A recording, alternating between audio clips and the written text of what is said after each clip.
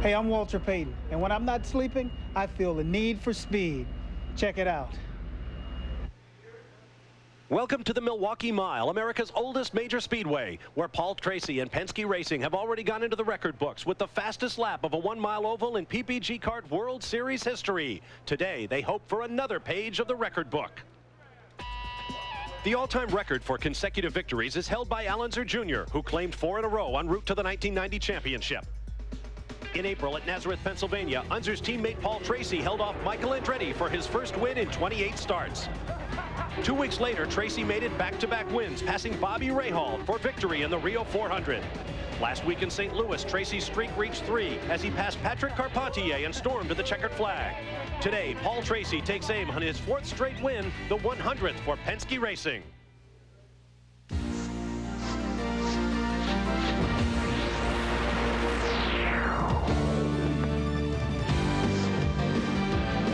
On a beautiful summer day, the Milwaukee Mile is a stone sellout for round 7 of the PPG Kart World Series. Welcome to the Miller 200. Our story this weekend on America's legendary oval has been speed from front to back in the field. Gary Gerould is standing by with the fastest of the fast. It is amazing what a man has been able to do in recent weeks, as you documented, winning 3 in a row. But to come into this racetrack, obliterate a track record as Paul Tracy has done by some 19 miles per hour, borders almost on the absurd. He sits now in the cockpit. Paul, are you feeling any pressure whatsoever as you try to go 4 in a row and win the milestone event for your boss, Roger Penske? There's pressure every race, but you know, we feel good with the Marlboro car. It was good this morning. It's going to be a long race. It's hotter than it's ever been, so we're going to really have to pay attention to the handling and just, you know, ride this one out and see what we can do. He's been a bullet. He starts from the pole. He's got plenty of speed right next to him, Jan Beekes. That's right. Next door is Mauricio Guzman. Another stunning performance in qualifying. Let's talk to him about tires. He's on the softer option tires for Firestone. You told me 150 laps you ran on those without a problem. Does that give you confidence for the race, Mauricio? Actually 115, but that was great, which is a sign that it's still too hard. Today's a little bit warmer, but I feel confident that we're going to have a balanced car all through the race. All right, he's looking for a balanced car. He's been the best qualifier this year so far, Gary. And right behind him, in the outside of the second row, Patrick Carpentier, driving for Tony Bentonhausen, came oh so close to getting the first victory in the most recent event at Gateway. He's got fans cheering along the fence right now. He smiles as he responds to it. He can't wait to mash the throttle. He has been like a bullet himself. So much speed on this 1-mile oval, so tightly bunched together, and we're just within moments of turning them all loose. Jan? Raul Boesel, of course, had the track record that was absolutely just shattered by Paul Tracy this year. Raul, I know that's no big surprise to you, but you had a bit of a disappointing run in qualifying. How do you look at your chances for the race? Well, I think we start in a good place. My Brahma car ran well. We have a little bit of a big moment to qualify. The car went quite loose. I was surprised even to do the time we did, but you know, just follow the front row and see what's happening in the race. Raul Boesel starts on the inside of row number 2. Got a little bit loose. Hopes it won't happen today. Bob? All right, thank you, gentlemen, and hello, everyone. I'm Bob Varsha, along with Danny Sullivan. Danny, you've been telling me all weekend how much you love this racetrack. Now, tell me why. Well, mile ovals are always great racetracks, but this one's particularly good. Short straightaways, long corners, passing 2 and 3 cars abreast going through the corners, always in traffic. It's fabulous. What is it about this racetrack that makes it so easy to pass and produces so much speed? Well, the corners are pretty flat and it's very, very wide. So from the beginning, from the grass to the wall, which is where they tell you can pass, it's always the same groove out there, and you can get out by somebody going well, and somebody will come right around the outside of you. As car owner Ralph Wilkie once said, at the Milwaukee Mile, you have to go like hell just to stay out of the way. This is going to be an incredibly exciting race. Now, we've mentioned that Paul Tracy is going for 4 victories in a row, the 100th for Penske Racing. Explain the success of Penske. You produced many of those victories for Roger yourself. Why are they so good? Roger Penske, he's the key. He's the most competitive guy in the pit lane, and Roger wants to win worse than anybody out there, even with all those wins, all those 500s, all those championships. He wants it worse than anybody. Well, they got off to a great start this weekend. Clint Mears, Rick Mears' son, won the PPG Firestone Indy Lights race here at Milwaukee. Now let's get things started with that famous command. Gentlemen, it's Miller time. Start your engines.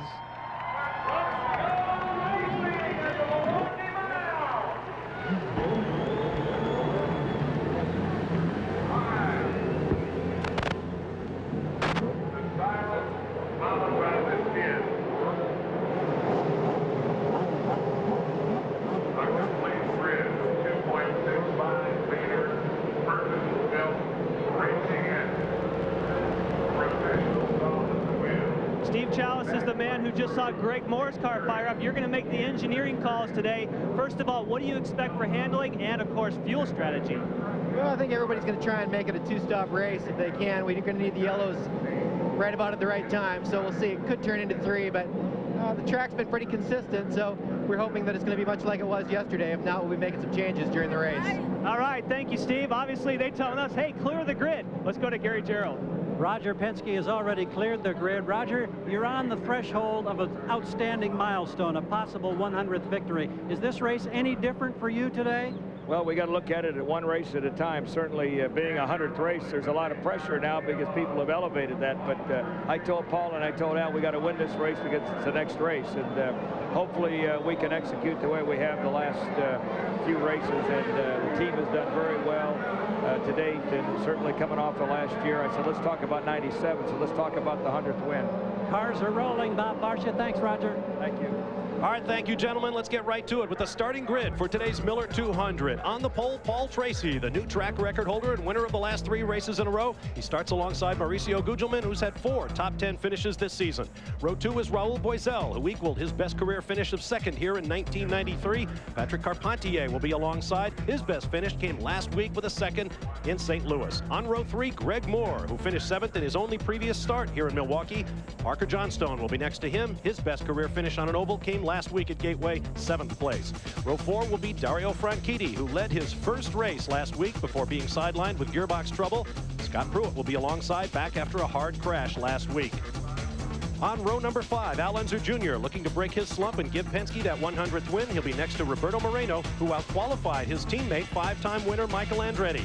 Row 6 will be Mark Blundell. The Englishman with the Pac West team starts alongside Jimmy Vasser. The defending series champion has scored points in every race thus far this year. Row 7 is Bobby Rahal, making his 17th start at Milwaukee, but he has never won here. Next to him will be Michael Andretti, the defending Miller 200 winner with 5 victories on the Milwaukee Mile. Row 8, Gilles de Ferran, a 3rd last week, his best finish of the season, and Walter Salas, who had the best finish of his young kart career, 12th at Gateway last week. Row 9 will be Alex Zanardi. Only he and teammate Jimmy Vasser have scored points in every race this year. He'll be next to Brian Herta, surprisingly off the pace this weekend, even in this morning's morning warm-up. Row 10 will be Andre Ribeiro, who scored only his 2nd top 10 finish of the season last week, and Max Pappas, the fastest of the Toyota-powered cars. They've showed some improvement this weekend. Row 11, Juan Fangio II, who hands up an all-Dan Gurney All-American Racers row. Fangio was actually 8th in the morning warm-up. P.J. Jones will be alongside. He made his first start in a kart race here last year. Row 12 will be Richie Hearn, one of 6 drivers making their first start on the Milwaukee Mile, and Adrian Fernandez starting a backup car after crashing yesterday in practice. Row 13, Michel Jourdain Jr. His best finish of the year came last week in St. Louis, and Paul Jasper, who missed practice on Friday while his car was being rebuilt after a crash a week ago. And on row 14, Hiro Matsushita, who did not post a qualifying time due to engine problems as he began to roll out. Here are the stories we'll be following in today's Miller 200. Paul Tracy going to make it 4 in a row, Penske's 100th team victory. Cut tires have been a problem through practice and qualifying. Debris on the racetrack could be the cause of yellow flags today. Rise of the rookies. Last week at St. Louis, 2 rookies, Carpentier and Franchitti, each led the race. And where are Michael Andretti and Al Unser Jr., winners of this race 7 times in the last 11 years? They're starting at mid-pack. Here are the numbers on the race. It's a 1.03 mile oval, 200 racing laps scheduled. That phenomenal pole performance by Paul Tracy. Down to Gary Gerald. You mentioned the fact that we've had cut tires. Track inspections have produced the following. Look at all of this debris that's been picked up over 2 days of practice. You get up on the high groove, you run into a little piece like this, and on those razor-thin tires, it creates an air pressure problem. It deflates. That's one of the concerns if you run high out of the groove today. It's resulted in a change of racing procedures, Jan Beekes. That's right, Gary. They've decided because of that debris that they are not going to use the double file restart that we saw Michael Andretti take advantage of last year. They don't want the cars running high where they could get a tire cut. Bob? All right, thank you, gentlemen. The cars are on the backstretch in 2x2 file. We anticipate 3 pit stops, but if we get about 20 laps of yellow, some teams may try to make it in 2. As you saw, we have an absolutely packed house. The infield is covered. It's an annual event here in Milwaukee and has been for 94 years. Auto racing at the Wisconsin State Fairgrounds, tradition American open-wheeled racing. Coming down onto the front stretch, the green flag is up. It waves and we are underway. Paul Tracy leads into turn 1.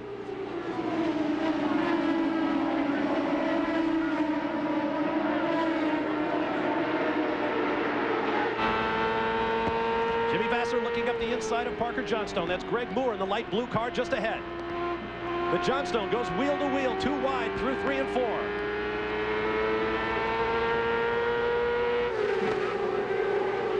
And now Johnstone switches down to the inside in the green and white machine for car owner Barry Green as Greg Moore begins to pull out a bit of a gap over this battle. Johnstone is 6th. Vasser is 7th. And this is exactly what we were talking about, Danny, racing high, low, everywhere. Well, that's right. And you think you pass the guy, go up underneath him on the inside, and he comes right around you on the outside. Jimmy Vasser started 12th. He's already up to 7th, as you see Paul Tracy with several car lengths on Mauricio Gugelmin running 2nd.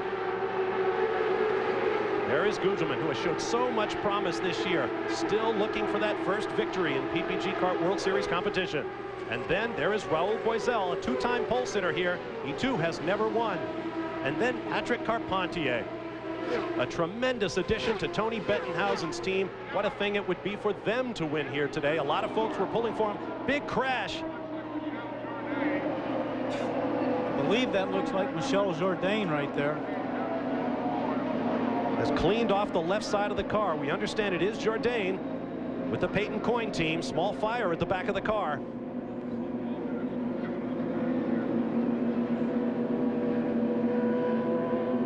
Driver is moving in the cockpit, now trying to get out is the young Mexican who became the youngest driver to start a kart sanctioned race. His first event, he was 19 years old, and that fire is building. Yeah, but the safety truck is almost right there. They'll be on the scene as coming into the view right there. You saw Jourdain, his body language indicating complete frustration. That is his 4th DNF of the year. That is down in the turn 4 area where we expect to see a lot of action as the day goes on. We'll take this opportunity for a timeout and be back with more from the Milwaukee Mile. Welcome back to a beautiful day at the Milwaukee Mile. We are under caution following a crash by Michel Jourdain Jr. on the 5th lap of the Miller 200. Up front, points leader Paul Tracy, who has led in all 5 of his starts here at Milwaukee. Always on the edge and one of the most competitive drivers on the kart circuit. Paul talked with us recently about his personality both on and off the track. The goatee and sideburns send a message. Paul Tracy is used to doing things his way, and his way is the racing life. That's all I wanted to do, and that's what my focus has been. School was came second. Girlfriends came second. It was my family and myself going to races every single weekend. And if I needed to go, if my dad wanted me to go to a race and I was going to miss a month of school, then I'd miss a month of school. Like other top drivers, Paul is able to channel his focus, becoming a different man in the car. I like to go fast in everything I do. I'm not really that competitive outside of a race car. It's just when I put the helmet on, I turn into a different person. I guess I'm not very aggressive, around the paddock, but when the helmet goes on, look out. Tracy's infamous aggression has its downside, however. This tangle with Alex Zanardi cost him a possible win in Australia. In Long Beach, he was fined $25,000, and the old rumors resurfaced. There's been all kinds of times where I've been on the bubble in the media. It's no secret, that Penske's going to fire Tracy, but I've dealt with that for almost 6 years now. So I'm still, you know, I still feel myself, because I put so much pressure on myself to perform and do well, that I've got to prove to myself every time out that I'm capable of keeping this job and keeping the spot that I'm in. And if I don't, then it's time for me to move on. Right now, there's little danger of that. Paul Tracy is on a roll, and there's no better form of job security than a championship. There is Tracy. This is the 6th race of the 7 this year that he has led. He's out front. We'll take a timeout and return. Green flag coming up on the Milwaukee Mile. Welcome back to the Milwaukee Mile. Paul Tracy leads. We are still under caution. Green flag coming up shortly. It's been an interesting weekend in more ways than one for Tracy. More on that. Here's Gary Gerald. Paul Tracy, Bob, of course, leads the championship point standings, and Alex Zanardi is number 2 and trying to close down. They had a confrontation on the racetrack of the streets of Surfers Paradise, Australia, that has spilled over into recent events. And in fact, yesterday, in a practice session, Zanardi was extremely angry as he got out of his car, ran up, confronted Tracy at the end of the session, and accused him of trying to block him deliberately or get into him on the racetrack. The emotion of the moment was very, very hot.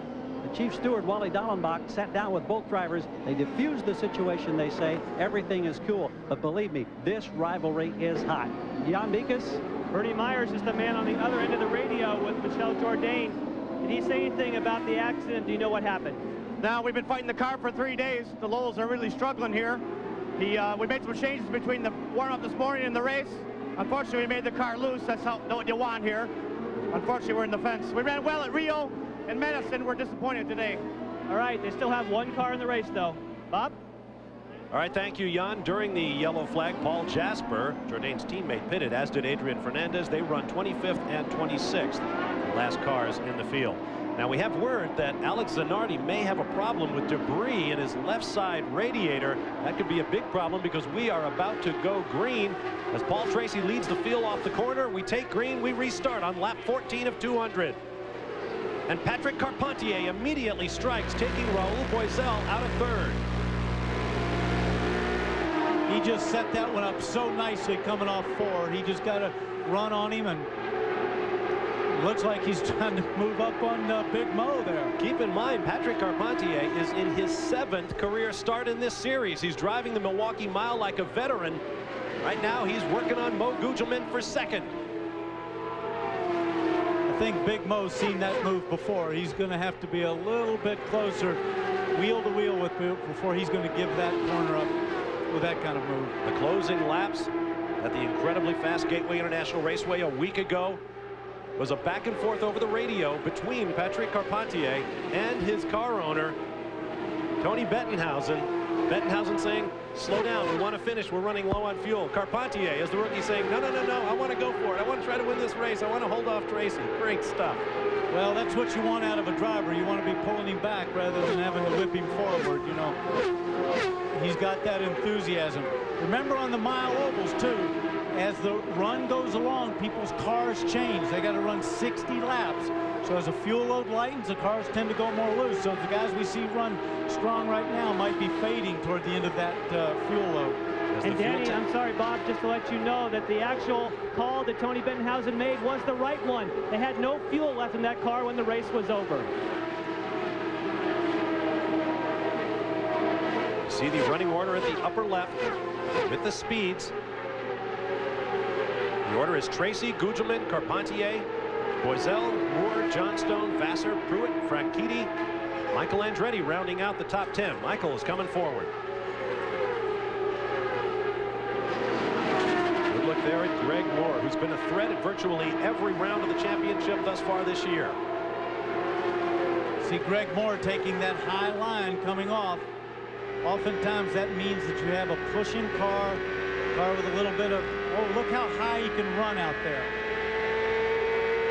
Saw the gaps between them as they've ebbed and flowed over the last few laps. This is a track that really suits Raul Boisel with 2 poles here. He's finished as high as 2nd. It also really suits a car that's pushing at the beginning of the run, because as the fuel load lightens, the car will go a little bit more neutral. And if you start off neutral, you're going to go real loose, and that makes the car very tough to drive. The Brahma team and Pat Patrick Racing told me before the race the drivers say the cars are walking a little bit across the racetrack, but they didn't want to do too much to stop that, thinking they could get the race to come to them.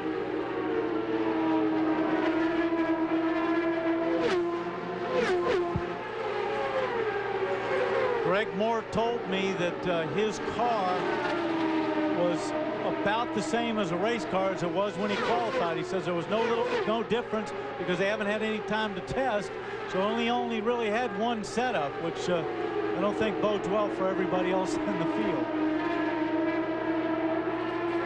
Boiselle in the bright day-glow orange car. Light blue is Greg Moore. Flashing down into turn one. The drivers lift here and then ease on the throttle as soon as they dare. Moore closing noticeably now. Boiselle has slower traffic ahead of him. That's the Big Mo right there in your red and white car, and the bright blue and white one right there behind you is Patrick Carpentier. That's a battle for second spot, and they're in traffic. Paul Jasper just ahead. Down to the inside, Carpentier took a look. Gugelmin comes down. We'll take a break and be back in a moment. Welcome back live to the Milwaukee Mile. College baseball's best take to the field. Only one team will be crowned champion. Look for the future Major League Baseball stars at the College World Series here on ESPN. Game 5 is coming up next at 4 p.m. Eastern Time. A great view from high overhead as the Miller 200 unfolds. These views being provided by the Miller Eagle airplane. Miller Brewing is using the Eagle as an exciting new way of providing fans with aerial views on sports TV. And we have a great race right now. The red, white, and blue car of Mauricio Gugelmin being pursued not only by Patrick Carpentier, Greg Moore is there as well. They are second, third, and fourth. And look what traffic's doing. Patrick Carpentier tried to go down the inside. There was a slower car there. Couldn't make the move. And there's Paul Tracy, the race leader, just ahead of Gugelmin. He's in traffic trying to get around the outside right there. Ooh, traffic plays such an important part here. And here comes Carpentier trying the outside of Gugelmin. And see, Big Mo's got to take that line because of the two slower cars in front of me.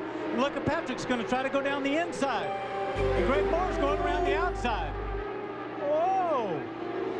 Greg Moore, did you see him get sideways there? See the car twitching? Oh, and Carpentier got the worst of that one. He hasn't been able to get around the two slower cars ahead of him. Well, Greg Moore and Mauricio Gugelmin did. Paul Jasper is just ahead of Gugelmin. He's a lap down to race leader, and now Greg Moore comes underneath Gugelmin and goes right by. I'd say Greg Moore's car's working pretty good in traffic. That's a big indicator right there. Everybody was feeling their way through, a little bit tentative, couldn't really make the move around the outside, and Greg Moore just smokes them all right down the outside. Greg Moore got Raul Boiselle while we were in commercial, and then the battle you've just seen has unfolded. Moore is on the charge. He runs second behind Paul Tracy, who's been able to open a little bit of a gap while Moore battled behind them.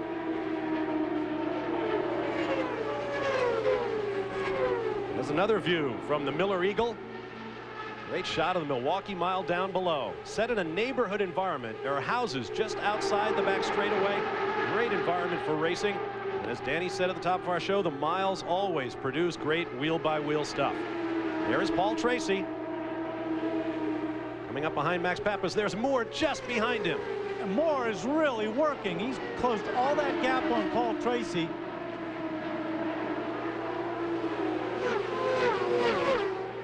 Moore with a Reynard chassis, Mercedes Power and Firestone tires. Paul Tracy with the Penske proprietary car, also with a Mercedes engine and Goodyear rubber. Thus far, Goodyear has won all of the oval races this year. Greg Moore appears to be determined to change that. Greg told me just a few minutes ago, or actually right before the start of the race, that this was the best he felt that he had in a car of all the races he's done, and he's led quite a few of them. You see Moore from 5th to 2nd in the first 40 laps of this race. Now he's right on the gearbox of the leader Tracy, looking underneath now. Accelerating hard off this corner. 850 to 900 horsepower apiece. Now Of course, what's happening here with those two guys battling like that, Big Mo and Patrick Carpentier, those two cars right behind him, the red and white and the blue one right there in your screen, they're closing on the battle for the lead. They have a substantial margin over Raul Boisel, who runs 5th. Again, Moore pushing Tracy. Just ahead is Max Pappas in the MCI-sponsored Reynard for Archie O. Wells Racing. Now, Bob, this is what I was talking about. You asked me why I thought this was such a great racetrack. You're looking at it right now. What was that line you told me? You pass anywhere from the grass to the wall? Gordon Johncock told me that the first time I showed up here. Scared me to death. Moore just pushed and then suddenly backed off.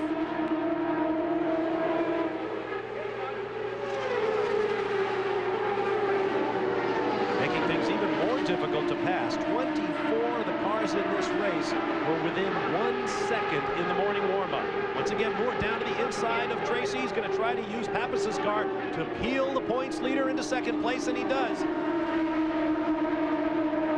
But to show you, look how many laps they ran behind Max Pappas, who's running in 20th spot, and they weren't exactly closing on him. He was doing a very credible job. Moore didn't need Pappas, but now Pappas slows Tracy off of 2. These pictures from our Honda Helicam. Greg Moore able to open up an advantage over Paul Tracy, who has to get out of it with Pappas on the line. That means to me that Tracy's car's not working as well as he'd like to, because normally you'd see Paul Tracy go right around the outside. Now here comes Big Mo Gugelmin calling on Tracy. Paul Tracy may find himself in 3rd in a moment. He's up high with slower traffic ahead. Gugelmin looks down the inside.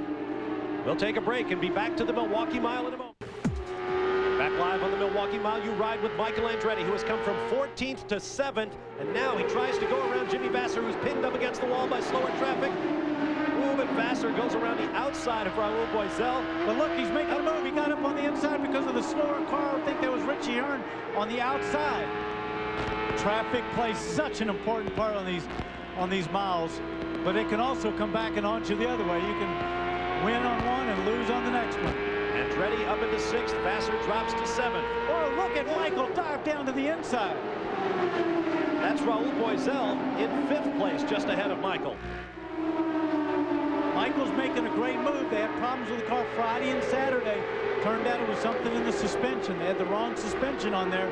He was very happy with the car in 3 laps of warm-up this morning. Ride with Boisel. You mentioned that the drivers were saying the cars were walking. What does that mean? Well, it just means it's kind of walking sideways. The front moves a little bit, and then the back goes, and you're kind of catching it all the way. It just kind of keeps stepping out. It's not like you have a big push at the front or just loose at the rear. The whole thing's moving side to side. Not a real fun feeling around here. 50 laps in, 50 and minus 11, minus 11. It's Michael Andretti's radio. 50 laps into the race, minus 11 seconds on the leader. Minus 11 seconds is about a half a lap.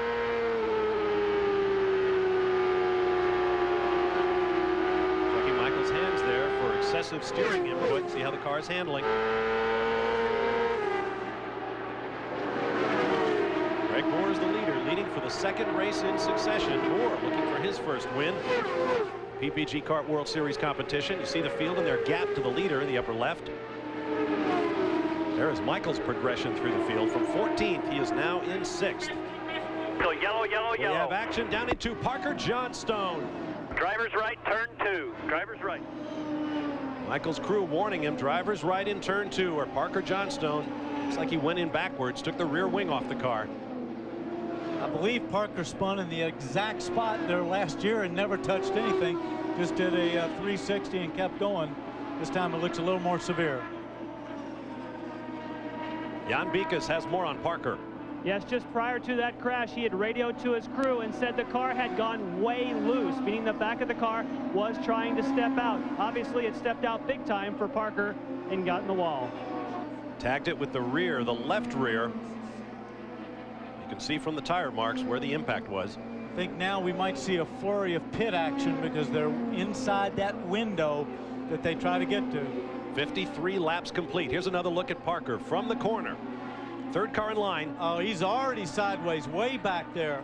He just lost it. He got the thing loose, backed it in there. Not too severe. Probably about 160 miles an hour coming off that corner. Not quite that fast, but you're pretty quick. But he had it sideways back in there, which means he had slowed down a little bit before. He was trying to hold the car, got on the brakes. Anytime you turn sideways, don't forget that scrubs speed off. It's not too bad for him, but I'm not so sure the mechanics think the same thing. The pits are closed right now. When they are open, the lead lap cars will come in, and there is the signal.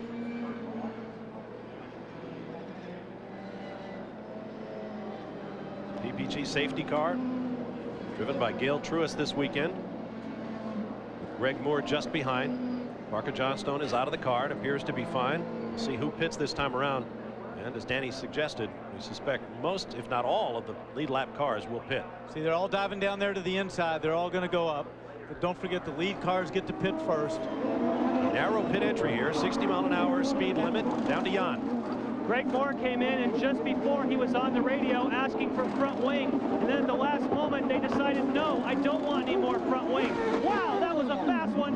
Incredible stuff for Greg Moore. Let's go to Gary. And at the opposite end of the pits, the service for Paul Tracy will watch for Moore's car that should come from behind as they there goes Tracy lighting it up, and he beats Moore out. That's a tough one. That's got a lot to do with pit position, because those were two great stops by both teams. But don't forget, Greg Moore's was the absolute first pit, and Paul Tracy's was the last one. See the kart safety team there working on Parker Johnstone's car. There's Mo Gugelmin, who got back out in third place among the top cars who pitted. The trailing cars will be in next. We'll take this opportunity for a timeout and be back to a packed Milwaukee Mile for more of the Miller 200. Stay with us. Back in Milwaukee, Paul Tracy is the race leader after taking that lead during his pit stops. Auto fans, take note. Coming up from Texas Motor Speedway Friday night, a night race for the NASCAR Craftsman Truck Series, the inaugural Pronto Auto Parts 400, coming your way on ESPN at 8 p.m. Eastern Time, 5 p.m. Pacific. Check it out. Now, we had a lot of position swapping going on as the result of that pit work, Danny. Well, of course, the key one is Paul Tracy went in second, came out in first. Greg Moore was leading, came out in second. But Al Unser Jr. went in ninth spot, came out in fifth. Jimmy Vasser was seventh, came out in fourth. And Michael Andretti went in sixth and dropped a spot and came out seventh. Down to Jan Bikas. Well, Danny, you're talking about those stops and the changes of position down here. Remember, Greg Moore only a 9.9 second pit stop, but maybe the pit selection had something to do with it. You can see it's the very first pit stall, just like Danny was talking about. You have to actually slow down and bring it in. Remember, the pit speed does not start until you get here. Maybe that was advantage on the other end of the pit road. What do you think, Gary? Well, if you mentioned 9.9 at that end, it was 10.1 seconds, 0.2 of a second difference at this end, and yet it got the job done for the Penske team and Paul Tracy into the lead. The service on Al Unser Jr.'s car was spectacular, as it was on Jimmy Vasser's. We're seeing some whirlwind pit stops here, the first of the day. We expect 2 more. All right, thank you, gentlemen. Here's a look at our pit summary. There you see the numbers on Tracy and Moore, who swapped the race lead in the pits. Mo Gugelmin went in and came out in third spot. Vasser went up, Unser Jr. went up, and as Danny mentioned, Michael Andretti dropped back slightly.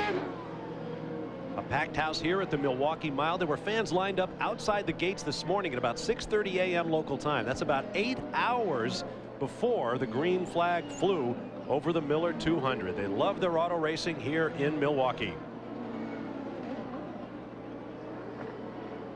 Look at that grandstand and the infield. And the infield are the choice spots here at the racetrack. 1 lap to go is the signal as you ride with Roberto Moreno. Standing in for Christian Fittipaldi, and the news on Christian is good. He expects that he might be able to get back in the race car 2 races up the road when we hit the road course in Portland, Oregon. Bobby Rahal's car.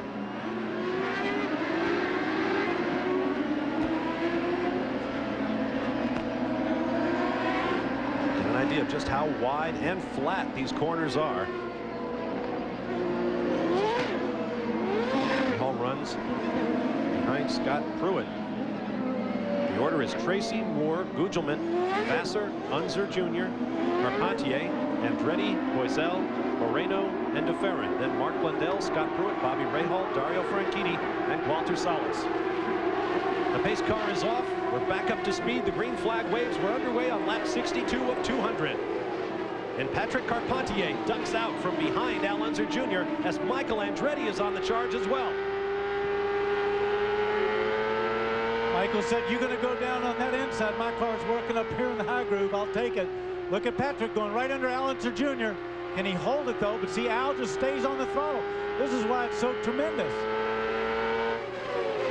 That battle ahead of Michael Andretti is for 5th place. Unser Jr. had it.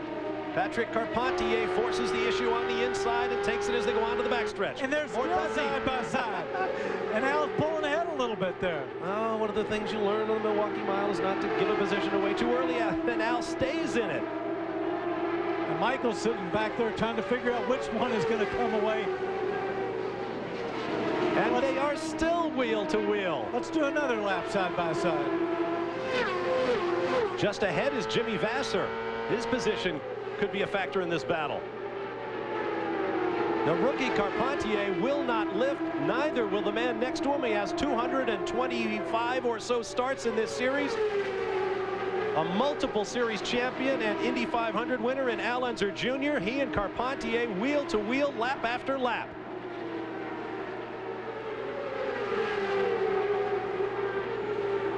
And now it settles down. Carpentier has it, and just as quickly he sets his sights on the man ahead of him, Jimmy Vasser, in 4th. And all he's taking on there is the reigning PPG Kart World Series champion. Carpentier is magic around this place. And little Al had to deal with that, and now he's got Michael Andretti breathing down his backside. They were the chief protagonists in last year's race as they dueled not only for the race win here at Milwaukee, but for the series lead in victories among active drivers. Michael won the race, his 32nd. That broke the tie with little Al. Now what's happening too is this run goes on. These guys have all made adjustments on their car during that pit stop to try to fix whatever woes they had or whatever handling problems. They'll run it through there, and then they'll make another adjustment the next time and hopefully have it right for the run to the flag. That's how the battle for 4th is tightening up. Look back from Jimmy Vasser's car. His teammate Alex Zanardi runs back in 17th place. Parker Johnstone has made it back to the pit area. He's with Jan Bikas. Bob, he has just been released from the medical center. First of all, you okay? Yeah, absolutely. What happened? Well, the last few races, we've had a debilitating understeer during the race that we thought was going to go neutral to loose, and it kept us from going to the front. So this weekend we said, that's it. We're going to have this thing neutral and have a fast race car. Well, it went from neutral to loose to what we call wicked loose in a very short amount of time. And I hit a bump coming out of turn 2, being very careful, and just lost it. Thanks, Parker. Sure. Good to see Parker Johnstone smiling after racking up a DNF. Meanwhile, the battle on the racetrack between Jimmy Vasser and the bright red Target car with the yellow roll hoop, and Patrick Carpentier was not intimidated by this place one bit. Slower car to the right. And of course, those guys can't get locked up in that battle too much. They've got Al Unser Jr. Look, he's taking a look right around the outside on Patrick Carpentier. They have Adrian Fernandez in the green and orange car to the inside to get around. So you can't get held up and sit back and relax and think, well, I'll wait till the next lap and get this guy. If you have to lift out that throttle a little bit, all of a sudden somebody's back trying to take your place away from you.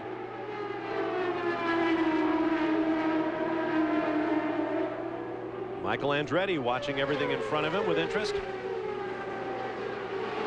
Yesterday after qualifying, Andretti said he just wasn't sure why he was lacking the front running speed that the car showed early in the year.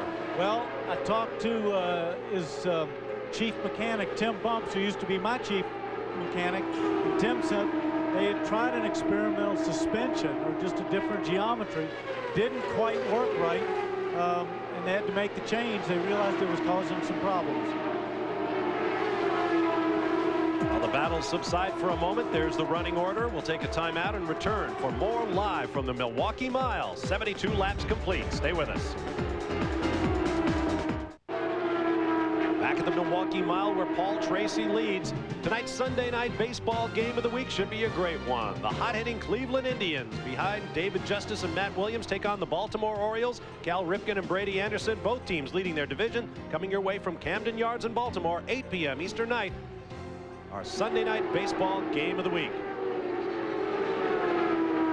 Here at Milwaukee, Paul Tracy has Greg Moore closing in steadily with 78 laps, make that 79 laps complete of 200. Jan Bikas in the pit lane has more on Greg Moore in second. That's right, Bob. When he came in for that pit stop, we checked with the team. Remember, at the opening of the show, Steve Chalice said it would be a 2-stop race. Well, when they came in under yellow, that is still in the window for 2 stops, and they also made no changes for Greg Moore. Moore continues to close on Paul Tracy. He was able to pass him on the racetrack for the race lead, but then the Penske team put Tracy back in the lead with an immaculate pit stop. Paul seems to run very well when he has a clear track in front of him. He seems to struggle a little bit in the traffic. Greg Moore really closes on him when he gets in the traffic situation. And that was the situation a week ago in St. Louis. Paul came from 3rd to 2nd, found himself with some open track, and almost surprised himself that he was able to run down Patrick Carpentier.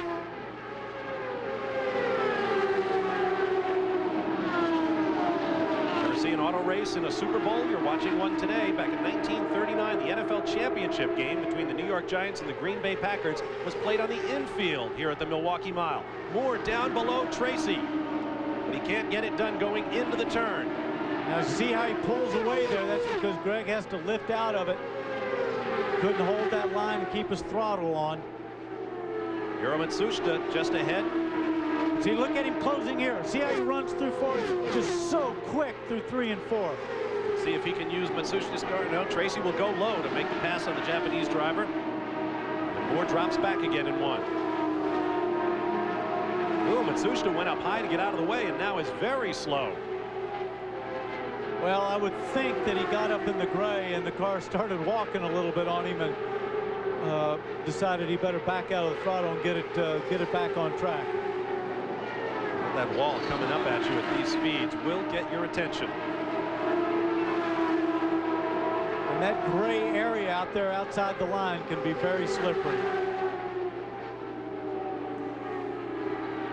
Saw the speeds for the last lap, just under 160 miles an hour. You can almost see the line from these overhead shots. It'll be the darker part on your screen, not that real black strip. That's part of the line, but even it's dark a little out of that. Let's check in with Michael Andretti. Al Unser Jr. just ahead of him. Unser Jr. is 6th, Andretti 7th.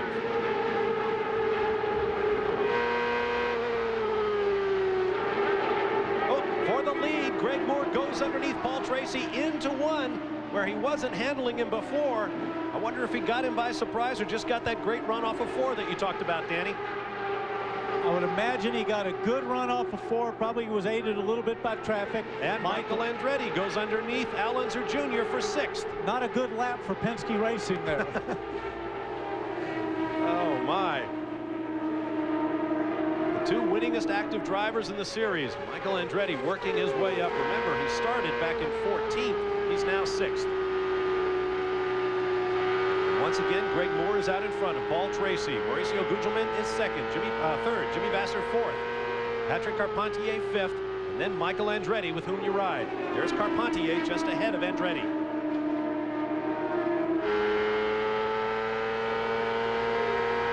Not taking anything away from Paul Tracy a week ago in St. Louis, but there would have been a lot of smiles up and down the pit lane if Tony Bettenhausen's man had held on to win that race.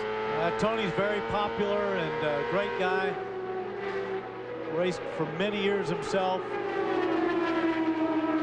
He has a new star in the former Canadian speed skater Patrick Carpentier. Greg Moore remains on the lead as we approach 90 laps complete of 200 scheduled. Jan Bikas. Yes, consider the tire ramifications as well. Of course, we got Firestone and Goodyear. Firestone are on Greg Moore, Goodyear on Paul Tracy. It does seem as though possibly the Firestone tires are starting to come to the front as they run longer. Remember, Gugelmin said these tires were good for 115 laps. Gary? Update on Paul Tracy. They say the car's handling all right. Their biggest concern, though, is dealing with the traffic. They say there's no real problem. Obviously, he's got his hands full in this traffic situation. Gugelmin, on his pit stop, they took the tire pressures up on the front, reduced them on the back. He has reported to the crew that maybe the pressure's now too high. That's always a difficult thing to guess on because you set those pressures cold in the pits tires aren't running, and as they build up, the pressure builds up, so does the tire pressure, so they got to guess at it a little bit. Of course, these guys are very experienced at that guessing. They do it every weekend, but it's still somewhat of a guess. Greg Moore puts Max Pappas between himself and Paul Tracy for the moment, and Mauricio Gugelmin is the red, white, and blue car moving back into the picture behind Tracy.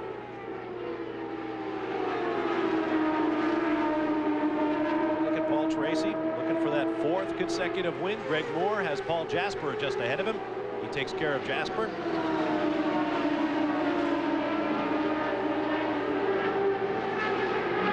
Race for Jerry Forsythe's young star. Greg Moore is out front. If he wins, he'd become the youngest ever winner in series history. But we've got a long way to go. Approaching the halfway mark. Stay with us.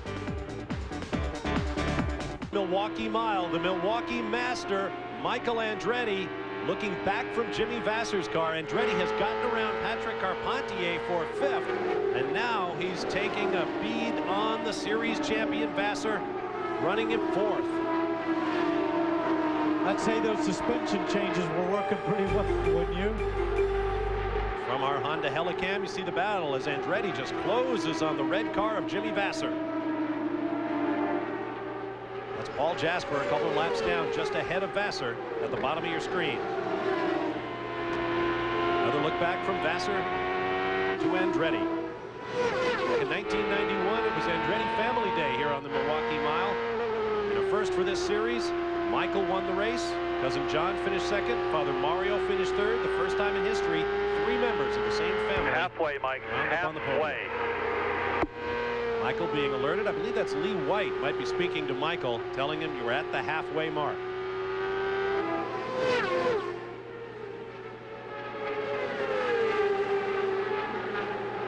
Patrick Carpentier dropping back from this battle. Jan Bikas, does he have a problem? Well, it's starting to get a little bit loose, Bob. He just called into the pits and said, on the next stop, I want to take the front wing down 1 turn on both sides. Of course, that will tend to make the car push more. Right now, he's fighting the thing from going sideways. And of course, as that fuel load lightens, look, there's Al Unser Jr. He got held up a little bit in traffic. Patrick says, hey, I saw this before with you. You didn't move over. I'm not moving over. I've already passed you once. I don't want to have to do it again. Yeah. But as that fuel load lightens, that oversteer condition will get worse. There is Gilles de Ferran driving for Derek Walker. De Ferran right now in 9th place behind Raul Boisel. Al Unser Jr. just ahead in 7th. Quiet race thus far for De Ferran. +5 the leader, Greg Moore. That was +5 the leader, Greg Moore, because he'll spot the colors in his mirror rather than the car, meaning +5. That means he'll go a lap down. He's only 5 seconds in front of Greg Moore. That was Derek Walker, De Ferran's car owner, calling the shots from the pits. Just behind Gilles de Ferran is his countryman Roberto Moreno talking with his crew. They just told him he was +1 on Blundell. Means he's got a 1 second lead over the next position. Because oftentimes on an oval, the guy that's behind you on the track, you may not be racing with him. That's why they tell who it is.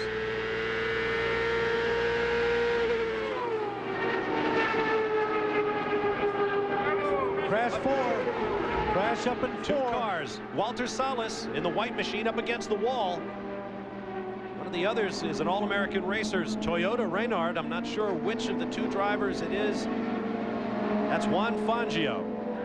Juan Fangio II and Walter Salas, the Brazilian rookie, are in the wall in turn 4.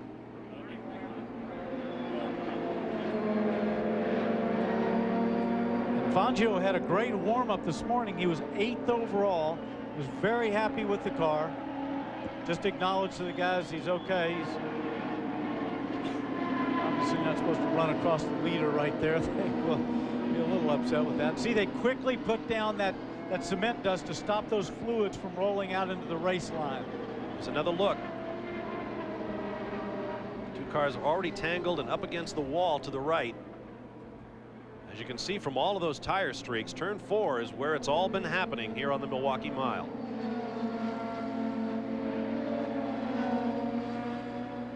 this point, Fangio already turned around.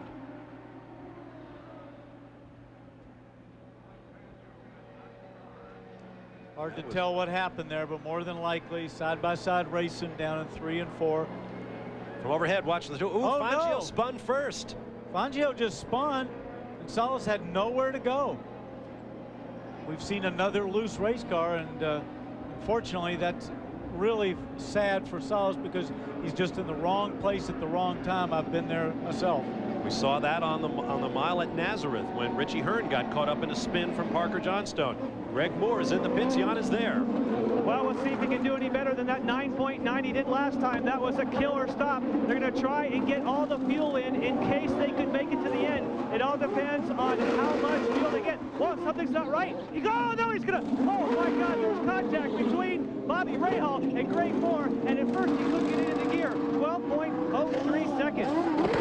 Meanwhile, Tracy is out of here. It was a 9.7 stop for Tracy. The Penske team has delivered again, and once again, he's back in the lead. Right, but I think the problem there, Gary, was that Greg Moore really had a problem down his pit. It was almost like he could go, but he couldn't get it in gear, couldn't get it moving right away. Lost that little bit of gap. Bobby Rahal blocked him coming in, not on purpose, but just got in there in front of him. He couldn't get out. And he also lost one more spot, it appeared, to Big Mo. Here comes the second group of cars. Dario Franchitti leading the way as they pit. That will move Alex Zanardi briefly to the front of the queue. There's Mauricio Gugelmin, who got a great stop from the Pac West team and came out just behind Tracy. We'll be back to the Milwaukee Mile in just a moment. Back live at Milwaukee, once again our pit summary, which has been key thus far in this running of the Miller 200. Again, Paul Tracy came in second, went out in first place. Mauricio Gugelmin went up to second, mostly because Greg Moore, who came in with the lead, had problems getting out of the pits and dropped back to third. Jimmy Vasser stayed in fourth, Michael Andretti in fifth. There is Paul Tracy. Now, Al Unser Jr. came back in the pits after his stop, did not leave. He's standing with Gary Gerald. Talking with his engineer, Grant Newberry, a problem with the transmission. And, Junior, I know you told Danny Sullivan just before this race started, in order to turn this season around, you had to be able to finish a race. Got to be bitterly disappointing. Well, I am. I tell you, you know, the guys really worked hard. The car was pretty good. It was going loose on me, and that's why I was falling back from those guys up in front of me. I couldn't seem to get the balance right, and but what finally knocked me out is the transmission broke again. Did that happen when you left on that pit stop under the yellow?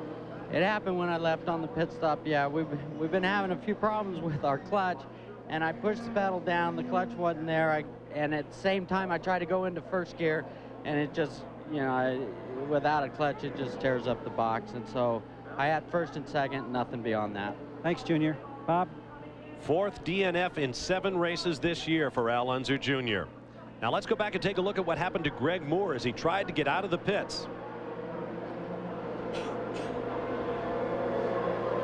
Okay, he's pulled in his pits right there, changing all the tires. Down the right of your screens, forcing that fuel hose in there.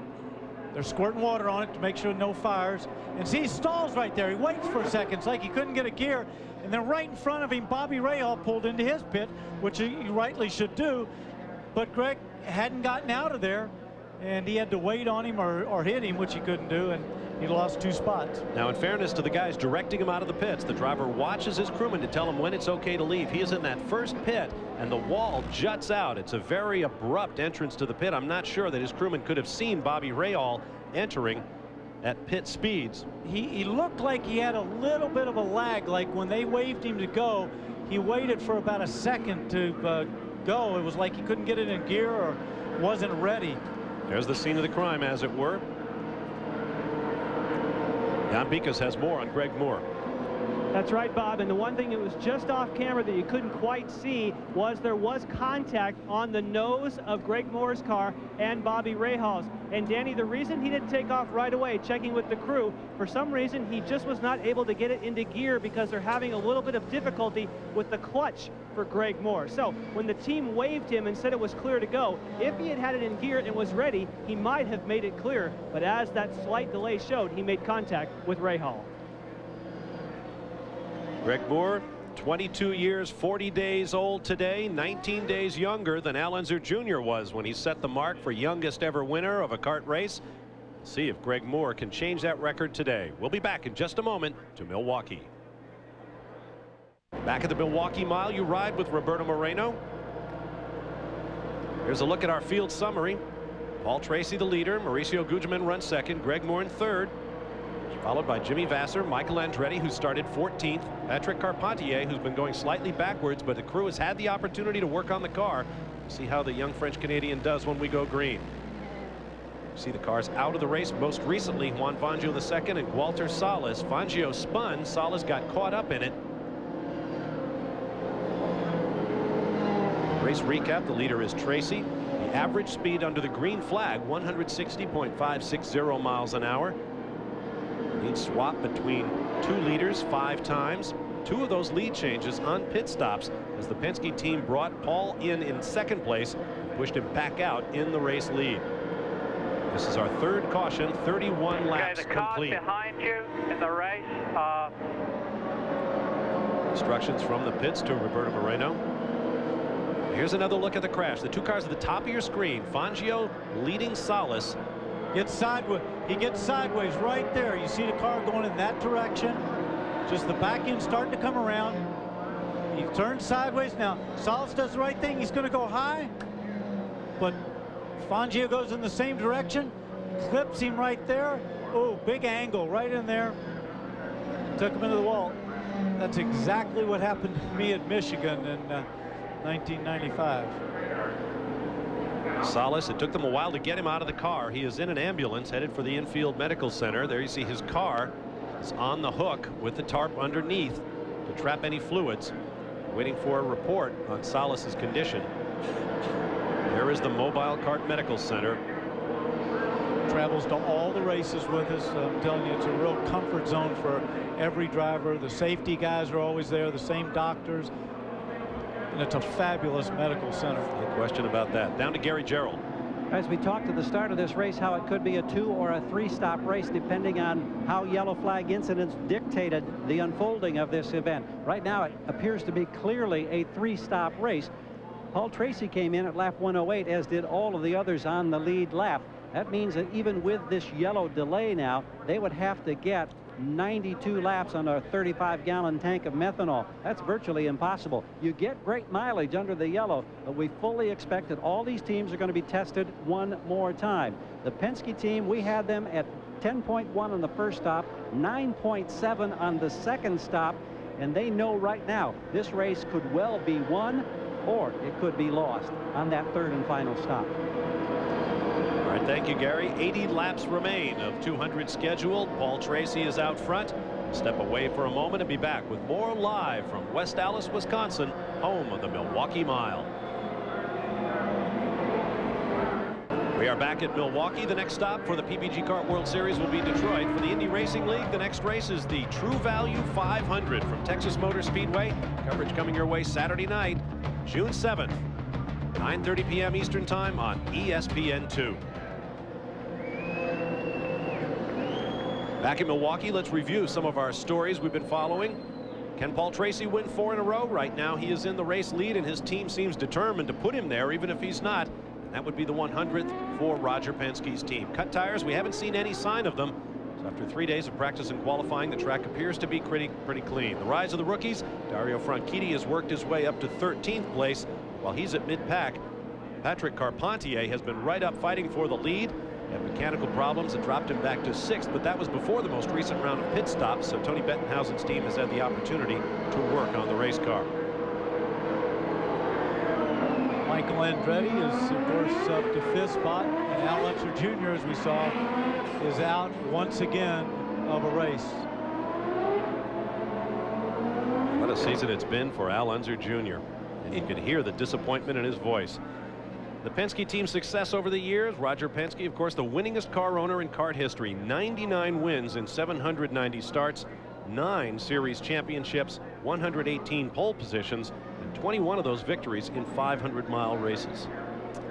And how many of them at the hands of my booth colleague Danny Sullivan? Well, we gave him, what, 12 victories, Had quite a few starts. I don't know. 1 championship, 3 500-mile victories for him, well, one of the nice things to see about Penske is the way drivers like yourself are welcomed back into the family at the racetrack. It's true. And I had, I think with him, I had 17 pole positions. Well, there you go. Jan Bikas on Mo Gugelmin.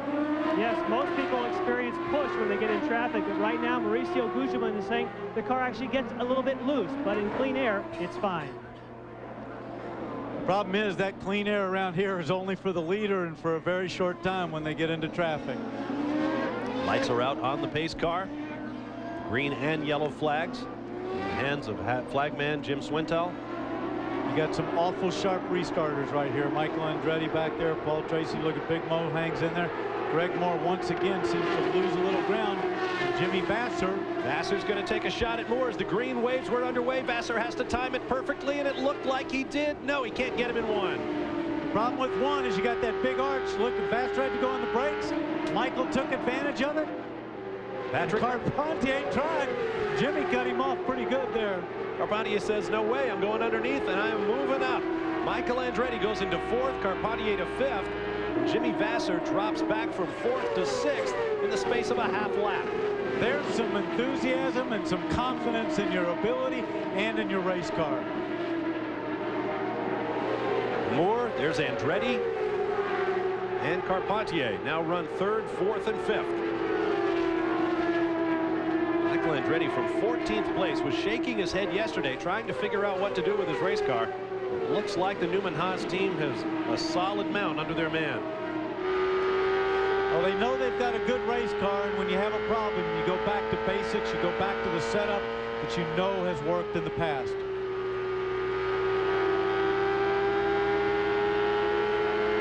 All-time Milwaukee lap leader is Michael Andretti. His 5 victories at this track, second only to Roger Ward, who won 7 times on the Milwaukee Mile. Glorious 94-year history on this track. Let's move back to Bobby Rahal's car and take a lap or 2 with him, running in 12th place.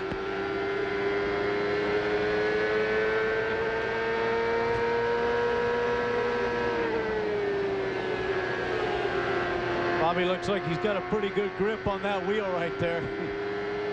Looks like a much smaller steering wheel than Michael Andretti uses as well. But that's a lot by preference. Drivers sometimes prefer certain size wheels there. You can see right there, Michael's got a much bigger wheel.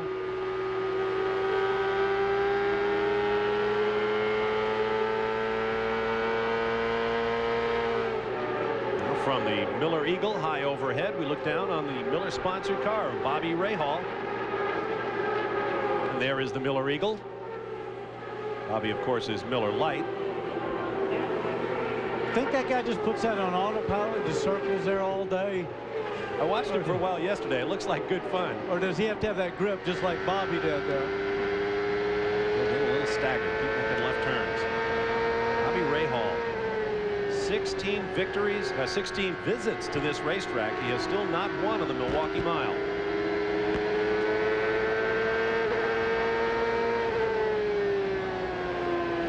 And we have a yellow flag. Yellow flag. Max Pappas has spun and crashed.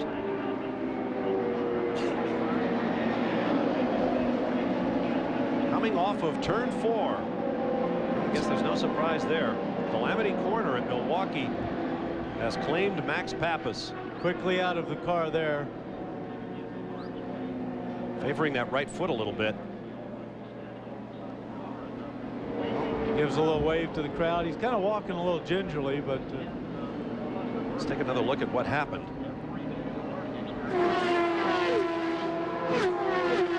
There he is. Yeah, same spot.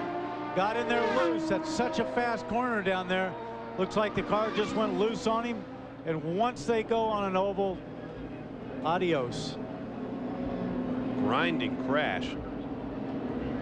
Pappas is scheduled to head for the 24 Hours of Le Mans sports car race during the break between Detroit and Portland on the kart series. He'll be driving a Ferrari there. Still waving at the crowd. Pits are now open for lead lap cars as Max makes the walk. That's Dr. Terry Trammell right there keeping an eye on him. he'll want to take him back and have a look at him. Here comes Paul Tracy. The race leader is in. See what the crews can do here. This taking place on lap 134. Gary Gerald is in the Penske pit. Well, we were wondering if this would get them within the window to go the distance. I think we've just gotten our answer, as this team that would perform so brilliantly the first 2 times they were tested is in action again.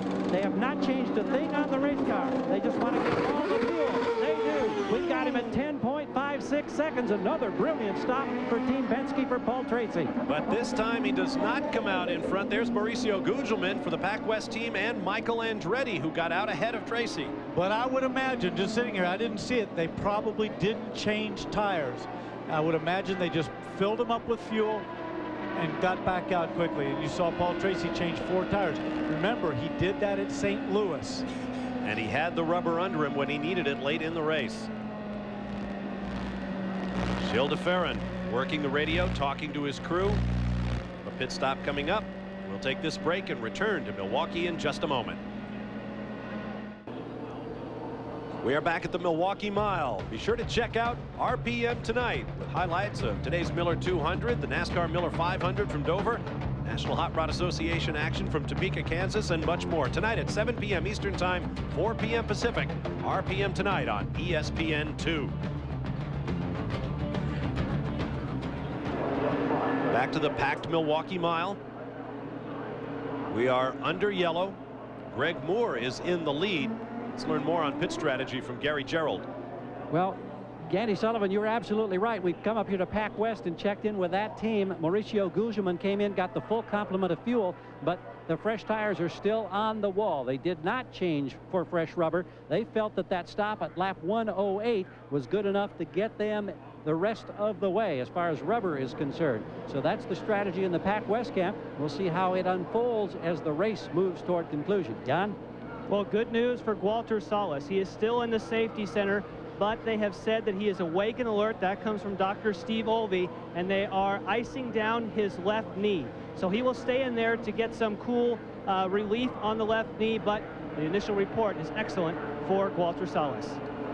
All right, thank you, gentlemen. There is Greg Moore, presently shown in the lead. Jimmy Vasser second, followed by Raul Boisel, Mark Blundell, Bobby Rahal, and Mauricio Gugelmin. We've still got a long way to go, and we'll be back with more live from the Miller 200 in just a moment. We are back live at the Milwaukee Mile. See the kart safety team working on the site of the accident between Juan Fangio. Excuse me, that one was 1 yellow ago. Max Pappas crashed in turn 4.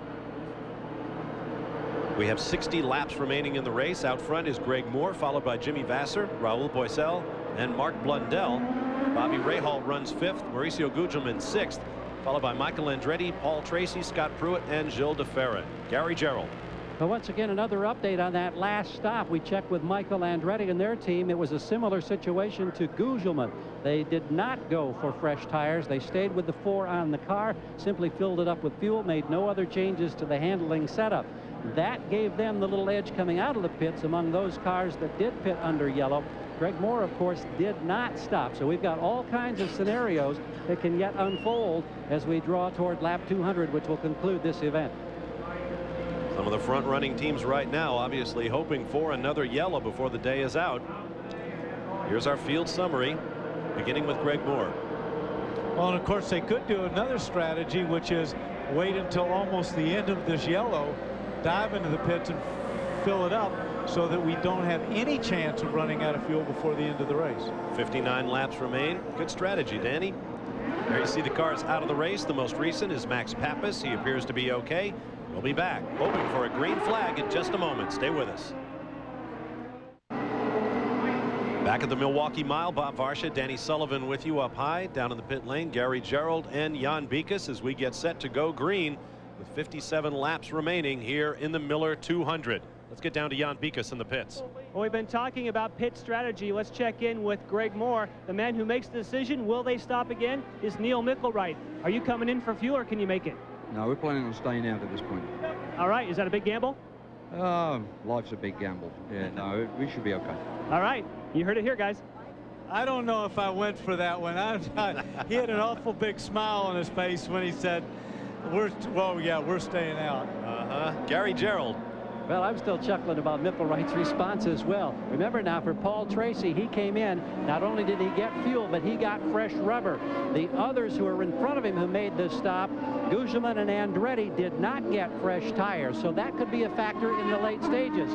Pat Patrick's team split the difference. They brought Scott Pruitt in. He got fresh rubber and fuel. He can run at 100% now. Rich Bosell stayed out. He's in the top trio, but he's got to conserve. They said we need another half dozen laps under yellow. We'll see if he can get it. We have had 4 cautions for a total of 55 laps. As the field begins to come up to speed, the green flag awaits as they come off the corner. Greg Moore leads Jimmy Vasser, Raul Boesel, and we're underway on lap 146. Jimmy tried that same maneuver again. He tried it one time before, and Greg wasn't going for it. You got that great arc coming from the outside there, and it's really tough on the inside line. Off turn 4 and onto the straightaway in front of the packed grandstand. Paul Tracy looking for a way around Mauricio Gugelmin, and he has him. That puts Tracy up into 6th. Don't forget, Paul Tracy's got those new tires. Big Mo does not. Recall the scenario a week ago in St. Louis where Paul Tracy had fresh rubber toward the end of the race when he ran down race leader Patrick Carpentier, who was low on fuel. And now Tracy closes right up on Michael Andretti for 5th. Look at that. He tried to make a move.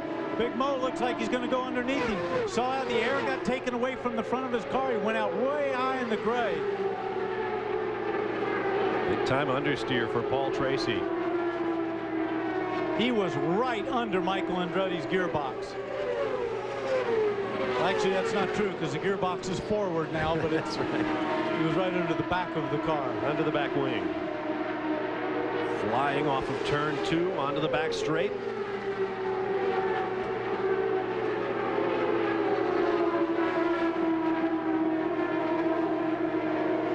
Andretti just ahead of Andretti is Bobby Rahal in the number 4 spot. Paul Tracy looking for his 4th consecutive win. Only one other driver in kart history has done it. Allenzer Jr. won 4 straight back in 1990 and rode it to the championship. 6 drivers won 3 in a row, and each of them won a championship.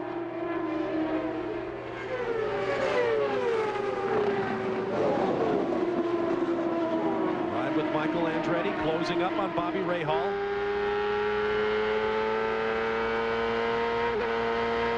You see the gap over the last 3 laps. See, Michael took another gear there. He shifted. I don't know whether he wants less or more RPM in there. Paul Tracy continues to close on Andretti. 4th, 5th, and 6th.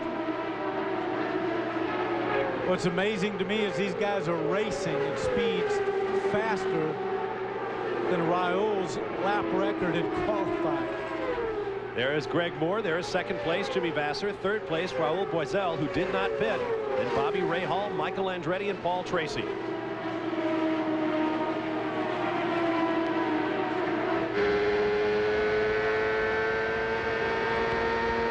You see Bobby Rahal's progress through the field from the start.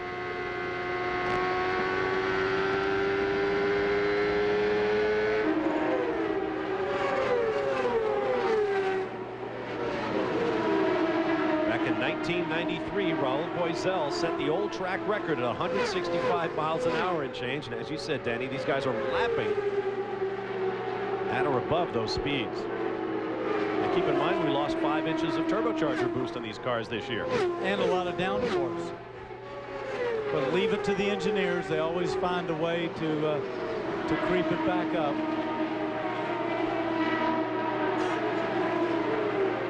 It's got a little static right now.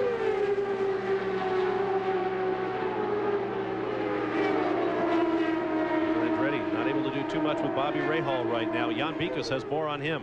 Yes, their strategy is to try and make it to the end on fuel as well. They did not stop. However, they're not as coy as the Players Forsyth team. They say they will need a little bit of yellow for Bobby Rahal to make it to the end without a stop. After the heartbreak of Brazil, where they rolled the dice on fuel and lost it, dropping out of the lead with barely a lap to go. I would imagine they might be a little bit gun shy about trying that again. but they're somewhat in the same predicament. If they stop, they lose so much ground that they have to gamble somewhat to salvage a good spot. Right along with Raul Boisel, taking a gear right there. Boisel in third place, ahead of Rahal. And the reason you see him taking gears too is these guys run a couple of top gears. One of them to really race somebody that'll rev a little bit higher, pull them a little faster off the corner, more down into the first corner, they'll be able to pass somebody. If they want to conserve fuel and cruise a little bit more, they'll go a higher gear, even though it's still a top gear. It's maybe only 300 RPM more, but it'll breathe the engine a little bit and save some fuel. Now mixing with slower traffic, Bobby Rahal goes under Hiro Matsushita.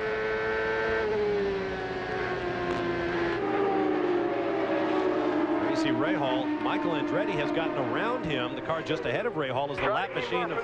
Don't sacrifice position for mileage. Don't sacrifice position for mileage, Bobby Rahal's being told. Right, so in other words, go ahead and race them. Don't sit back and just try to conserve fuel.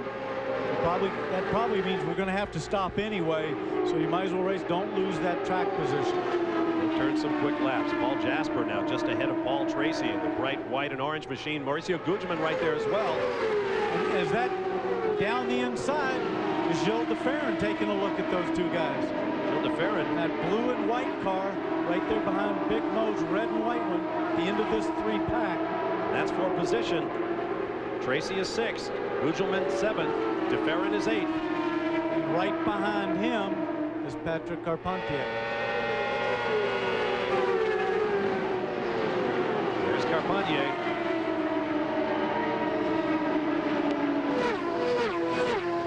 Hasn't shown that speed he had early in the race. 38 laps now remaining. French-Canadian right now in 9th place with Scott Pruitt behind him. There is the race leader, Greg Moore, who could make a little history of his own today at the Miller 200. We'll be back with more from the Milwaukee Mile in just a moment, so stay with us. Ride along with Michael Andretti. That's Raul Boisel just ahead of him. This is a battle for position. Boisel is 3rd, Andretti 4th. And right in front of them is P.J. Jones. And he's been hooked up all day. His car's running well. He runs right with these guys. Andretti takes the position, and he can keep it. Gary Gerald has more on Boisel. Well, I think Raul Boisel, Bob, is a victim now of that fuel-saving process. They had to have him go to 6th gear, reduce the revs a little bit. They're really trying to lean it and nurse it, and that's really tough with 30-some laps to go. Jimmy Vasser, meanwhile, his crew has indicated they've also cut it so very close, and they said, frankly, in round numbers, we think we need 5 to 6 laps of yellow. Time running out. Jan? Michael Andretti has been very quiet on the radio today, happy with his car. He likes the handling. They haven't been making changes right now. It's all up to Michael.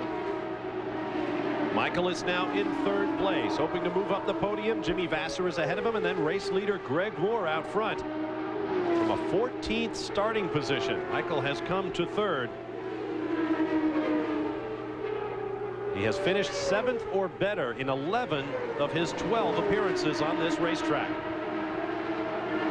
And many of those have been wins, of which he has 5 or 2nd or 3rd place positions. Those were the last pit stops for each of the contending cars, and his group, I should say.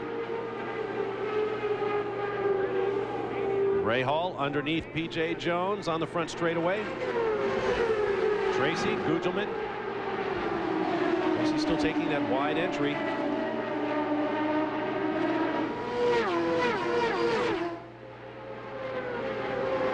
Now Gugelmin looks down the inside of Tracy, hoping to use P.J. Jones if he can, but he can't. Well, look at that. P.J. Jones just pulled away from him in the corner. I think they thought he was going to hold him up, and he just pulled it out. Son of the great Parnelli Jones, P.J. returns to the racetrack where he began his PPG Kart World Series career for Dan Gurney a year ago. Looks like that Toyota program is coming around.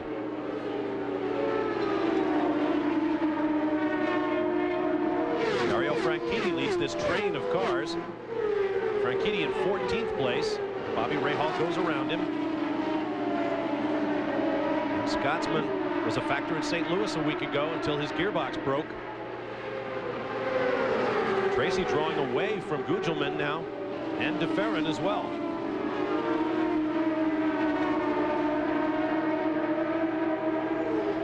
Traffic plays such an important part here. Get a little break in traffic, you can pull out a gap, or you get the wrong break and you can lose a huge amount of track space. See how the gap is closing for second between Vassar and Andretti. There they are. Vassar on the left in the red car. On the right is Andretti, continuing his charge. Remember, he came from 12th place to victory in the season opener on the oval in Homestead, Florida. Today he started 14th. Right now he runs in 3rd using Ford XD power. Jimmy Clark gave Ford its first victory on this track in 1963. A pushrod Ford engine in the back of one of Colin Chapman's Lotus chassis. In fact, the next man to bring Ford a victory on this track was the very next year. Parnelli Jones did it in another Lotus. That was with a double overhead cam Ford. Let's also not forget that Jimmy Vassar started 12th. He was way back. He made a great move early on, got a lot of space, and he's been battling up there at the front all afternoon. 18 cars remain in the running of the 27 starters. More on Vassar now with Gary Gerald. Well, the feeling down here among the guys in this crew in the radio conversation and what we've heard is that it's not very optimistic. They definitely feel they're going to have yellow. In fact, one of the crew members said, I think when we rolled the dice, we rolled snake eyes. They know they're running out of time, and it looks more and more like Jimmy Vassar running second, going to have to make a stop for a splash of fuel. Jimmy Vassar has finished the last 23 races 20 to go, consecutively. 20 to go. -3, the leader. Michael Andretti being told by his pit where he is and how far there is still to go in the race. 20 laps remaining. Remember, -3 is -3 seconds. See what he can do about that. We'll take a quick timeout and return in a moment. It is Vassar and Andretti. When we return, we'll take you all the way to the checkered flag. Stand by for more from the Milwaukee Mile.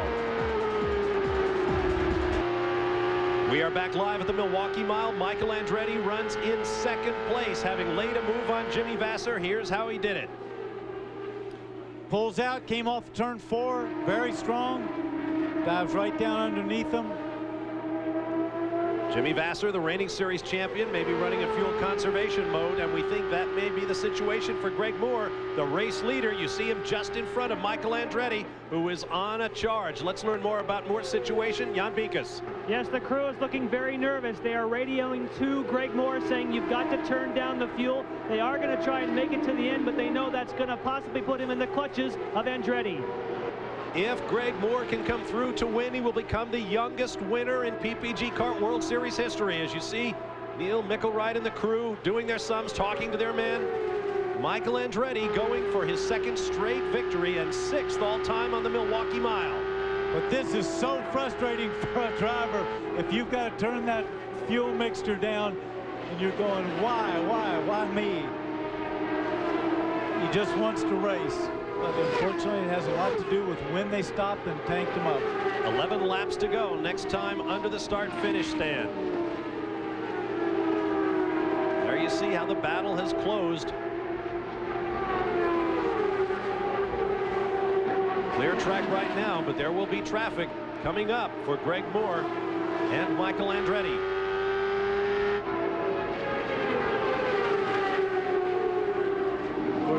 Greg's out there trying to drive smoothly. Meanwhile, this battle is still going on. Paul Tracy, Mauricio Gugelmin for 6th. 10 to go. Newman Haas pits telling Michael Andretti 10 to go. Paul Tracy saw his car wiggle there. He would have had to lift. It got a little loose coming off of 4. Gugelmin has a run at him down the inside and takes 6th place. All it took was that getting a little sideways, lifted off there. Big Mo had a run on him, lost a spot. Al Unser Jr. is out of the race with gearbox problems. Paul Tracy, as you see, giving up all kinds of ground to Mauricio Gugelmin. Tracy, his 3-race winning streak is on the line. It appears at the moment that the Penske 100th victory may have to wait. Back with Michael Andretti. There's Greg Moore just ahead. Andretti drawing closer as the laps continue to run down. There's Moore's crew. Jan Bikas. The conversations they're having with Greg is really tough for a driver. They say, don't let Michael pass you, but stay in 6th gear because we have to save fuel. And Danny Boy, that's a tough job because Michael should be able to run in 5th. Andretti draws even closer. That really hurts him because if he's running that top gear, right when he gets into traffic like here at this, it doesn't pull as much coming off, doesn't have as much RPM. It's a little tougher to pass those slow cars. Look at this, Michael's got a run on him. 7 laps to go. It'll be 6 next time across the stripe. He really wants to get in front of that car. It's just in front of Greg Moore. He wants to put that gap between him and Michael. Moore going for his first ever victory. Same situation we had a week ago in St. Louis when Paul Tracy was chasing Patrick Carpentier. Now it's Greg Moore being pursued by Michael Andretti. Jan Bikas. Now they have told him, go ahead and use 5th gear if you have to. So maybe now they're on a more level playing field. 5 laps, they must know then how much fuel they've got in there from the onboard telemetry. Said, hey, we can make it, go ahead. That's great news for Greg Moore. 36 career wins for Michael Andretti. Bad 0 news for Michael Andretti, but great for Greg. Sorry to interrupt. Of course, he can't know that. All he knows, there's traffic ahead of the man he's chasing, Greg Moore. And traffic plays a big part. You've got a couple of good guys. Look, Michael's going to try around the outside. Ooh, there's Brian Herta. But Brian had the outside, and Greg got the advantage. I was about to say that Herta and Alex Zanardi were going wheel to wheel in the corner just as Moore and Andretti arrived.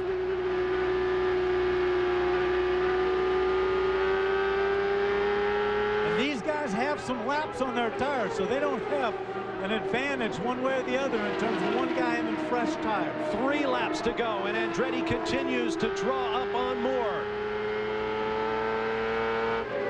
Second generation racing star Michael Andretti looking for his 2nd victory of the year. There will be 2 to go this time by. 2 laps, Mike. 2 laps. And they are so calm on that radio from the pits. 2 laps, Michael. You notice, of course, Michael didn't answer him. He's awful quiet right now. He's got his hands full trying to find a way. Every little bit, trying to make up a little bit on Greg Moore. Force him into a mistake. Meanwhile, Moore, just 22 years old, looking for his first career win. Final lap, Moore leads Andretti. 2 corners remain for Michael to try to close up on Moore. Only 22 starts in Moore's resume. Could this be the day for Greg Moore and the players team from Canada? I don't think Michael has enough time. Moore thinks he hasn't won, and with his fist in the air, he takes the checkered flag and resets the record as youngest winner of a PPG Kart World Series event. Mario Andretti on the wall can only get on the radio and say, nice try. Neil Mickelwright and the crew, they will have a celebration tonight. What a breakthrough for the Canadian Greg Moore. And he was awful confident, and he just proved why. What a win. And that makes our 5th different winner in 7 races thus far this year. Greg Moore went up against the fastest of the fast in Michael Andretti and beat him for his first career win. And you can see him in the car. He can't wait to get out. Jan Bikas is standing by with Greg Moore's dad. Yes, Rick Moore. Man, I've never seen you so excited, obviously. You just about wore out those tennis shoes. Got to be a great thrill for a dad today. Oh, it is. You know, we've been so close so many times and had a couple taken away from us. And just, everybody really worked. The whole players team just really worked for this one. Hey, great victory. Thank congratulations. You. Thank you. And look at Jimmy Vasser come over to give a thumbs up to Greg Moore. Vasser unofficially finishes 3rd behind Michael Andretti. But this day is all about the young man from Maple Ridge, British Columbia. Let's get down to Gary Gerald. It is pandemonium down here. Greg Moore, you've just realized a dream. Yeah, it's about time. You know, we've been real close a few times, but I'm just so happy. I mean, everyone on my team did a great job, and you know, we had about probably a cup full of fuel left there. You know, Steve Chalice and Alex Turman's my 2 engineers. They did just a great job. I'm just so happy. the youngest now winner in this type of racing in kart history. The feeling that you have, tell me about those last few laps, because I know you knew that Michael Andretti in that black and white number 6 was right there. Yeah, I knew Mikey was back there, but I knew I was a little bit faster than him. It was just a question of that slower traffic in front, but we got through it okay, and it's our first win, and I just can't, I'm so happy. Were you able, did you have to conserve fuel, and when did they tell you you were going to be okay? How late to go? About 12 laps to go, they told me I was okay, and I was actually lifting down from about pitch straight down to the turn 1, and it just paid off. I mean, we did a great job all weekend.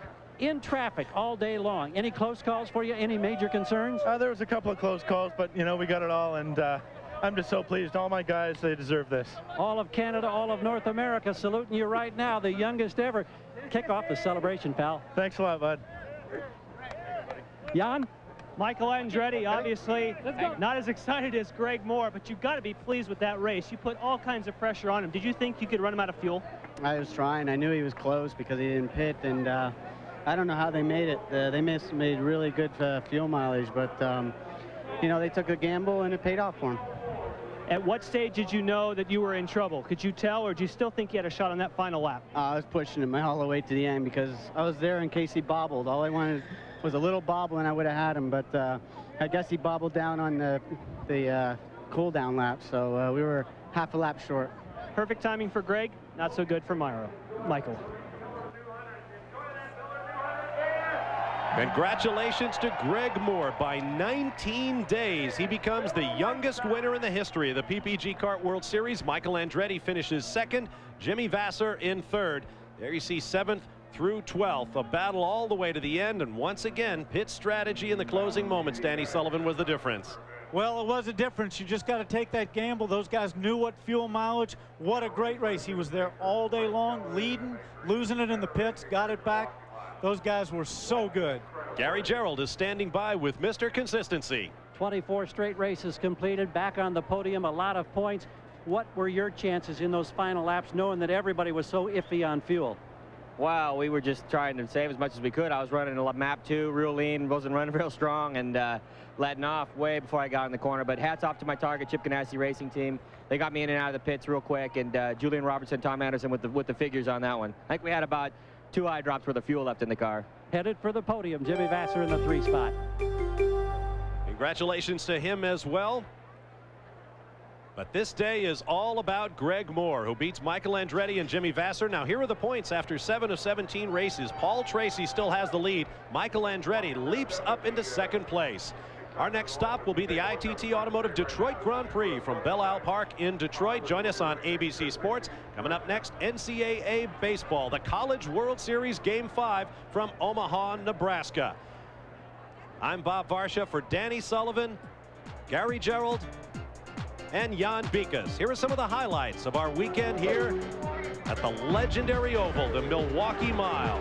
Paul Tracy rewriting the record books in terms of speed, but when it came down to it, the force was with Greg Moore, youngest winner ever in the PPG Kart World Series. We'll see you next week on ABC Sports from Belle Isle in the Detroit River. So long from the Milwaukee Mile.